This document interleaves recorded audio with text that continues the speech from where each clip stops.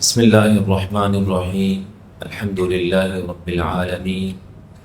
والعاقبة للمتقين والصلاة والسلام على رسوله الكريم وعلى آله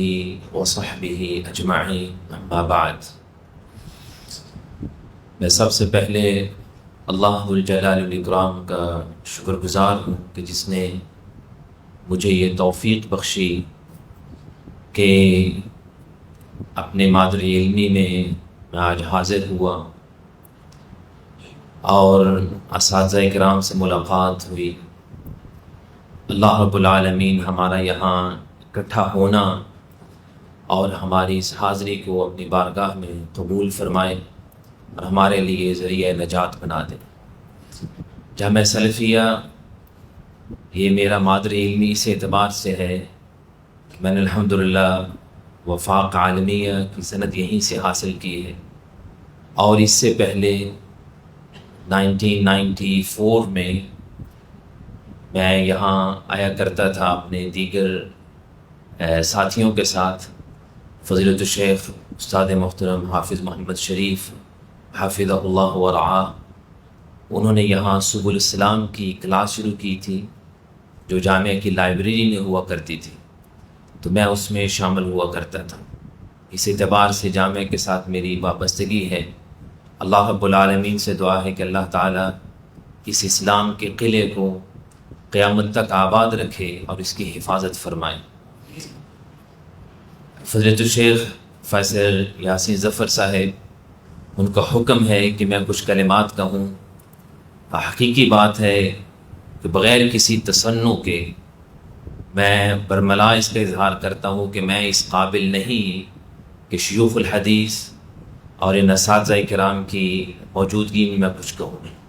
نہ میری کوئی حیثیت ہے۔ فضیلت استاد علماء حافظ مسعود عالم حفظہ اللہ ورعاہ، اور اسی طرح ڈاکٹر عتیق الرحمن صاحب، پروفیسر نجیب اللہ طارق صاحب، اور میرے نہایت محبوب استاد گرامی فضیلت الشیخ عبدالرشید ضیاء صاحب اور دیگر اساتذہ کرام، جو عمر میں تو سبھی مجھ سے بڑے ہیں ہی، علم میں، عمل میں، تقوی، زہد، ورع میں ہر اعتبار سے مجھ سے بڑے۔ یہ میرے لیے ایک موقع تھا کہ میں ان اساتذہ کرام سے کچھ نصیحت لیتا اور کچھ سیکھتا، لیکن استاد گرامی یاسین ظفر صاحب کا حکم ہے کہ میں کچھ کلمات کہوں، تو اس لیے میری اس مختصر گفتگو کے مخاطب صرف طلبہ ہیں، اساتذہ کرام نہیں۔ ان کی موجودگی میں کچھ کہنا ہے خود میرے لیے ایک امتحان ہے۔ عزیز طلبہ سے میری گزارش یہ ہے کہ اللہ رب العالمین نے آپ کا انتخاب کیا ہے دین کا علم حاصل کرنے کے لیے۔ اس پہ آپ اللہ کا جتنا بھی شکر ادا کریں بہت کم ہے، جتنا بھی شکر ادا کریں کم ہے۔ اس پرفتن دور میں اللہ کے دین کا علم حاصل کرنا یہ اللہ کا بہت بڑا انعام ہے، کیونکہ دین کو اس وقت مجموعی طور پہ افسوس کی بات ہے کہ حقارت کی نگاہ سے دیکھا جاتا ہے،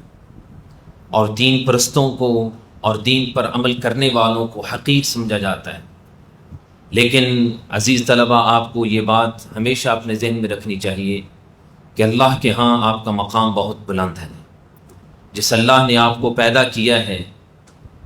اسی رب نے فرمایا ہے کہ یرفع اللہ الذین آمنوا منکم والذین اوتوا العلم درجات، اور رسول اکرم صلی اللہ علیہ وسلم کی زبان مبارک سے علم کے طلب کے لیے جو لوگ نکلتے ہیں ان کا جو مقام بیان کیا گیا ہے وہ آپ سے مخفی نہیں۔ اس لیے بغیر کسی قسم کی احساس کمتری کا شکار ہونے کے آپ کو ہر وقت اللہ کے سامنے سر بسجود رہنا چاہیے کہ اللہ نے آپ کا انتخاب کیا اور آپ دین کا علم حاصل کر رہے ہیں۔ اور اس شکر کے لیے ضروری ہے کہ آپ اپنی نیتوں کو خالص کریں، کہ دین کے علم کی بنیاد اخلاص ہے، اور یہ اس کا بنیادی مقصد ہے۔ باقی جتنے بھی مقاصد ہیں حصول علم کے وہ اخلاص کے تابع ہیں، اور تمام مقاصد اخلاص کے بعد جتنے بھی مقاصد ہیں وہ تبھی حاصل کیے جا سکتے ہیں یا تبھی مفید ہو سکتے ہیں اگر اخلاص کی بنیاد مضبوط ہے۔ اخلاص کا مطلب یہ ہے کہ آپ دین کا علم حاصل کریں یہ ذہن میں رکھتے ہوئے اپنے ہر سبق میں، اپنی ہر کلاس میں، اپنی ہر مجلس میں اپنی نیت کو ریفریش کریں، اس کو رینیو کریں، اور ہمیشہ یہ ذہن میں رکھیں کہ میں آج کا یہ سبق حاصل کر رہا ہوں اس مقصد کے لیے کہ میرا رب مجھ سے راضی ہو جائے، کہ مجھے اللہ کی معرفت حاصل ہو جائے، میں اپنے خالق و مالک رب کو پہچان لوں، اپنے خالق کو پہچان لوں جس نے مجھے اس دنیا میں بھیجا ہے، اور اس کے ذریعے میں اپنے رب کا قرب حاصل کر لوں، اور پیارے پیغمبر صلی اللہ علیہ وسلم کی سیرت طیبہ اور آپ کی حیات مبارکہ سے استفادہ کروں اور آپ کو پہچان سکوں۔ دین کی معرفت تبھی انسان کے لیے فائدہ مند ہے اگر وہ انسان کو اللہ کے قریب کرے۔ اگر دین کا علم انسان کو اللہ کے قریب نہیں کرتا تو وہ معلومات کا ایک مجموعہ تو ہو سکتا ہے، وہ حقیقی علم نہیں ہے۔ حقیقی علم وہی ہے کہ جو انسان کو اللہ کا قرب عطا کرے۔ اسی لیے اللہ رب العالمین نے فرمایا ہے انما یخشی اللہ من عبادہ العلماء، کہ اللہ سے ڈرنے والے حقیقی معنوں میں علماء ہوتے ہیں جن کو اللہ رب العالمین دین کے علم سے فیضیاب کرتے ہیں۔ اللہ رب العالمین ہمیں توفیق دے کہ ہم ان خوش نصیبوں میں شامل ہو جائیں۔ اور اس کے ساتھ ہی جیسے میں نے عرض کیا کہ اخلاص کے تحت ہیں دیگر مقاصد، اخلاص کے تحت دوسری چیز یہ آتی ہے کہ آپ دین کا علم حاصل کریں اس نیت سے کہ میں نے جو کچھ سیکھنا ہے اس پہ عمل کرنا ہے، اور اپنے وجود پہ، اپنی زندگی میں اس علم کو نافذ کرنا ہے۔ اس علم کے مطابق جو کچھ میں اپنے اساتذہ کرام سے سیکھتا ہوں، جو کچھ میں کتابوں میں پڑھتا ہوں،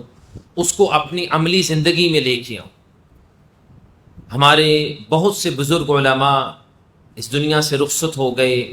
میدان خالی نظر آتا ہے، لیکن جو علماء ہمارے اندر موجود ہیں وہ اللہ رب العالمین سے دعا کرتے ہیں کہ اللہ ان کی زندگیوں میں برکتیں عطا فرمائے اور ہمیں ان سے استفادہ کرنے کی توفیق عطا فرمائے۔ استاد گرامی، استاد علماء جو یقینی طور پہ علی وجہ البصیرت ہم کہہ سکتے ہیں، حافظ مسعود عالم حفظہ اللہ یہ ہماری جماعت کا ایک نور ہیں، اللہ رب العالمین ان کی زندگی میں برکت عطا فرمائے، اور دیگر مشائخ، ہم ان سے استفادہ کریں اور ان کے لیے دعائیں کریں، ان کے قدموں میں بیٹھیں، ان کی خدمت کریں، اور اللہ رب العالمین سے دعائیں بھی کریں کہ اللہ رب العالمین ان کے علم سے، ان کی زندگیوں سے ہمیں فائدہ اٹھانے کی توفیق عطا فرمائے، اور پھر ان اساتذہ کی تربیت سے مستفید ہوں اور جو کچھ ان سے سیکھیں پھر اس پہ عمل کریں، تاکہ جب آپ لوگ میدان عمل میں جائیں تو لوگ آپ کو دیکھ کے کہیں کہ یہ فلاں استاد کا تربیت یافتہ ہے، اس میں آپ کی بھی نیک نامی ہے، آپ کے اساتذہ کرام کی بھی نیک نامی ہے، آپ کے جامعہ کی بھی نیک نامی، اور سب سے بڑی بات یہ ہے کہ آپ اللہ کے ہاں سرخرو، کیونکہ وہ علم صحیح معنوں میں علم نہیں کہ جس پہ انسان عمل نہ کر سکے۔ رسول اکرم صلی اللہ علیہ وسلم کی جو معروف دعا ہے اس کا ایک حصہ ہے کہ آپ اللہ کی پناہ مانگا کرتے تھے ایسے علم سے جو فائدہ مند نہ ہو، اور وہ علم جو نافع نہیں ہے وہی علم ہے جو معلومات کا مجموعہ تو ہے لیکن انسان کی زندگی پہ اس کا کوئی اثر نظر نہیں آتا۔ تیسری میری گزارش اس حوالے سے یہ ہے کہ جو کچھ آپ سیکھیں اس پہ عمل کریں، پھر آپ کی بھرپور یہ کوشش ہونی چاہیے کہ آپ اس علم کے ذریعے لوگوں کی اصلاح کریں۔ حقیقت یہ ہے کہ ہم جس معاشرے میں جی رہے ہیں اس معاشرے کو اپنی پستی کا احساس نہیں ہے، اس معاشرے میں احساس ہی نہیں کہ ہم ذلت کی کس قدر گہرائی میں جا گرے ہیں۔ اور دین سے دوری ہے، بلکہ اس کے برعکس جو دین سے جتنا دور ہے وہ اتنا ہی فخر محسوس کرتا ہے، وہ فخر محسوس کرتا ہے۔ اس قوم میں یہ شعور نہیں ہے کہ وہ دین سے دور ہو کے اپنی دنیا تو برباد کر ہی رہے ہیں، اپنی آخرت کی بربادی کا بھی سامان کر رہے ہیں۔ اور یہ احساس اور شعور پیدا کرنا اس قوم میں آپ کی ذمہ داری ہے، یہ آپ کی ذمہ داری ہے۔ اور اگر اس قوم کے جو مصلح ہیں،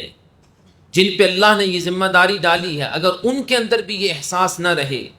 اور یہ شوق اور یہ جذبہ نہ رہے، تو پھر پوری کی پوری قوم وہ اللہ کے عذاب کی مستحق ٹھہرتی۔ جب تک اہل علم موجود ہیں، اللہ رب العالمین کے عذاب کے سامنے یہ رکاوٹ ہے، یہ اللہ کے عذاب کے سامنے ایک رکاوٹ ہے، کیونکہ وہ اصلاح کرنے کی کوشش کر رہے، اور یہ اصلاح تبھی ممکن ہوتی ہے کہ جب اصلاح کرنے والے کے اندر یہ جنون اور یہ جذبہ ہو کہ میری قوم بھٹکی ہوئی ہے اور میں نے قوم کے اندر یہ شعور پیدا کرنا ہے کہ وہ سیدھے راہ سے ہٹے ہوئے۔ اور اس سلسلے میں آپ کو یہ بات ہمیشہ اپنے ذہن میں رکھنی چاہیے کہ آپ جب قوم کی اصلاح کے لیے میدان عمل میں اتریں تو پھر ریا، دکھلاوا اور شہرت اور لوگوں کی واہ واہ، اس سے اپنے آپ کو دور رکھیں جس قدر ممکن، کیونکہ قوم کو احساس نہیں ہے اور لوگوں میں یہ احساس نہیں ہے کہ دین کیا چیز ہے اور دین انسان کو کیا رفتیں عطا کرتا ہے اور اس دنیا میں آنے کا ہمارا مقصد کیا ہے۔ قوم کو اس چیز کا احساس نہیں ہے، آپ نے ان کے اندر یہ احساس پیدا کرنا ہے، اور یہ احساس پیدا کرنے کے لیے آپ کے اندر ایک جنون ہونا چاہیے، ایک جذبہ ہونا چاہیے اللہ کے دین کو لوگوں تک پہنچانے کا اور لوگوں کی اصلاح کرنے کا۔ یہ ایک بہت بڑی ذمہ داری ہے۔ اللہ نے آج آپ کا انتخاب کیا ہے حصول علم کے لیے، اور کل آپ پہ یہ ذمہ داری آنے والی، بلکہ ابھی سے اس ذمہ داری کا آغاز ہو چکا ہے کہ آپ اپنے اپنے علاقوں میں جائیں اور وہاں جا کے لوگوں کی اصلاح کریں، اور لوگوں سے کچھ لینے کی توقع رکھنے کی بجائے یہ ایک بنیادی نقطہ اپنے ذہن میں رکھیں جس کا اللہ نے قرآن میں ذکر کیا ہے کہ وہ اللہ کے انبیاء اور رسل جو اپنی قوم کی اصلاح کی کوشش کیا کرتے تھے، وہ اپنی قوم سے یہ کہا کرتے تھے کہ لا اسألکم علیہ اجرا، ہمیں تم سے کسی قسم کے اجر اور معاوضے کی کوئی خواہش نہیں ہے، بلکہ وہ یہاں تک کہتے کہ وَنَصَحْتُ لَكُمْ وَلَكِنْ لَا تُحِبُّونَ النَّاصِحِينَ، کہ ہم تمہارے خیر خواہ ہیں لیکن آپ لوگ اپنے خیر خواہوں کو پسند نہیں کرتے۔ اور حقیقت ہے کہ اگر آپ صحیح معنوں میں دعوت کا کام کریں تو آپ کو ایسے ہی چیلنجز کا سامنا کرنا پڑے گا، لوگ آپ کو پسند نہیں کریں گے، لیکن آپ نے اپنا فرض ادا کرنے کے لیے کہ اللہ نے آپ پہ جو ذمہ داری ڈالی ہے، آپ کو اللہ نے دین کے علم سے جو مستفید کیا ہے، جو آپ کے دلوں میں اللہ نے یہ نور بھر دیا ہے، آپ نے اس کے ذریعے لوگوں کی اصلاح کرنی ہے، یہ آپ کا فرض ہے، یہ آپ کی ذمہ داری ہے۔ اور آخری گزارش میری اس سلسلے میں یہ ہے کہ زندگی بھر اپنے اساتذہ کرام کے شکر گزار رہیں۔ اللہ کا شکر ادا کرنے کے بعد وہ آپ کے محسنین، آپ کے وہ مربی، علماء کرام، مشائخ، جنہوں نے دنیا کی رونقیں اور دنیا کی بہت سی آسائشیں قربان کر کے آپ پہ محنت کی، آپ کو سکھایا، آپ کی تربیت کی، وہ آپ کے روحانی باپ ہیں، آپ ان کی روحانی اولاد ہیں، آپ کا زندگی بھر ان کے ساتھ رابطہ رہنا چاہیے اور آپ ہمیشہ ان سے فائدہ اٹھاتے رہیں، اور کبھی زندگی میں یہ مت سوچیں کہ آپ اپنی استاد سے آگے بڑھ گئے۔ اگر کسی ایک میدان میں اللہ نے آپ کو اتنی صلاحیت دی ہے کہ کسی ایک فیلڈ میں آپ اپنے کسی استاد سے کچھ آگے بڑھ گئے ہیں، تب بھی اپنے اساتذہ کے سامنے آپ تواضع سے رہیں، عجز و انکسار کا مظاہرہ کریں، کیونکہ وہ آپ کے لیے ایک باپ کی حیثیت رکھتے ہیں۔ اور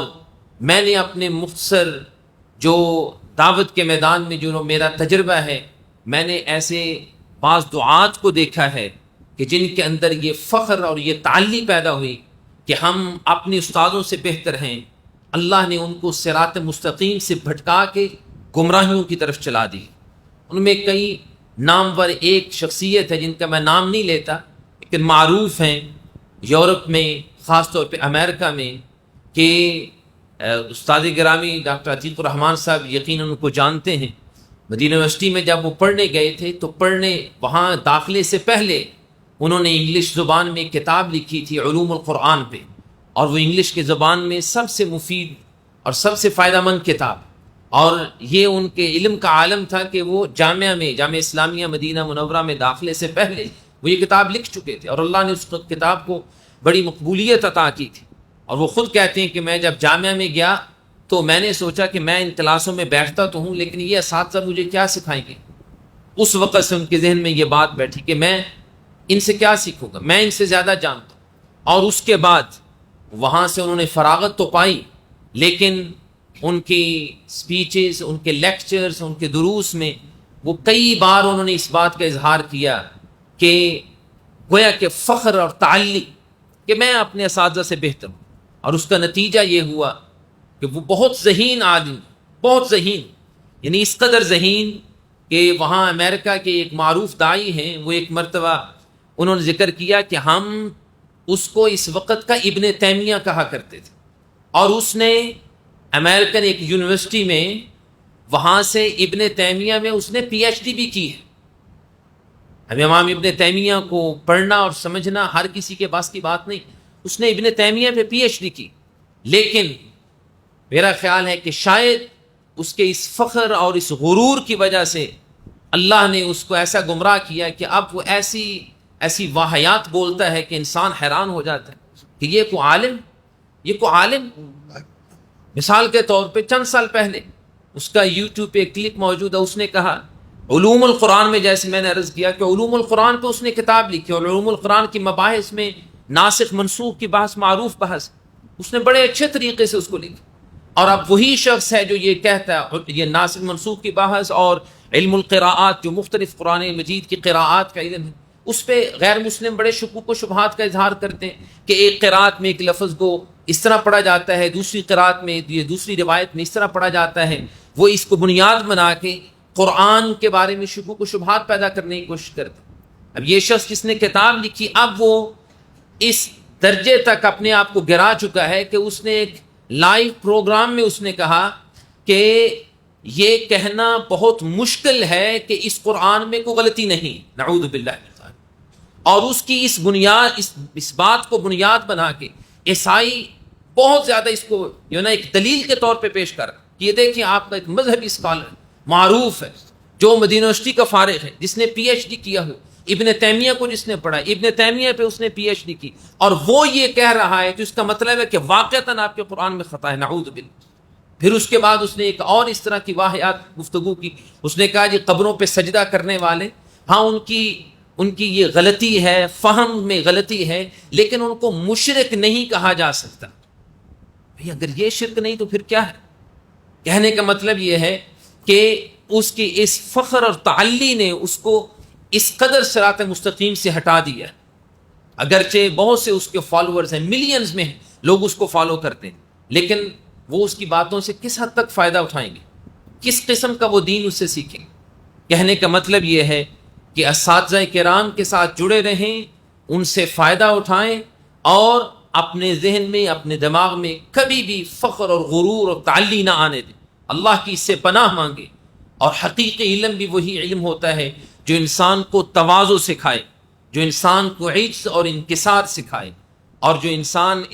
جو انسان اپنے علم کی بنا پہ اپنے آپ کو اونچا سمجھنے لگے،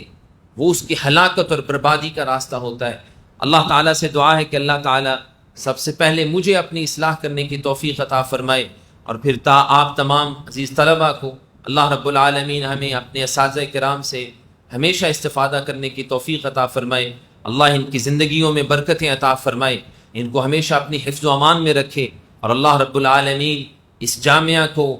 جو اسلام کا ایک قلعہ ہے اور دیگر ہمارے دینی ادارے جو ہیں، اللہ رب العالمین کی حفاظت فرمائے اور قیامت تک ان کو آباد رکھے، تاکہ یہاں سے علم کا نور پھوٹتا رہے اور دنیا اس سے مستفید ہوتی رہے۔ وما علیہ البلاغ۔